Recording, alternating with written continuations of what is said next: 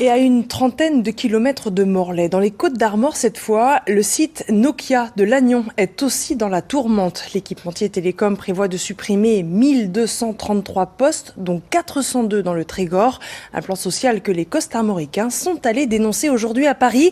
Ils étaient plus de 450 tôt ce matin à prendre un TGV spécialement affrété pour retrouver leurs collègues parisiens, puis défiler jusqu'à l'ambassade de Finlande. Reportage signé Cécile Claveau et Julien Bernier. Une convergence des luttes au son de la cornemuse. Ce mercredi, plus d'1 millier de salariés de Nokia étaient rassemblés à Paris pour dénoncer les suppressions de postes annoncées par la direction d'ici 2021. Dans la matinée, les employés bretons sont arrivés par TGV.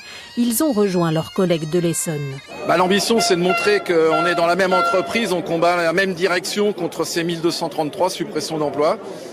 Donc autant Lannion que Nozay en Essonne. Nokia est aujourd'hui le 3e employeur du Trégor dans les Côtes-d'Armor, après Orange et l'hôpital. On sait qu'un emploi industriel, c'est minimum 3 à 5 emplois indirects qui vont être touchés aussi. Depuis 2016, après le rachat d'Alcatel-Lucent par Nokia, c'est le 4e plan social organisé par l'entreprise finlandaise en France.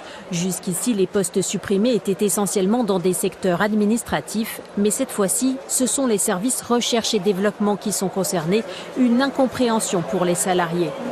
J'ai pas de problème avec les suppressions de postes quand une société va mal, mais quand une société va bien, comme c'est le cas de Nokia, ça me met très en colère.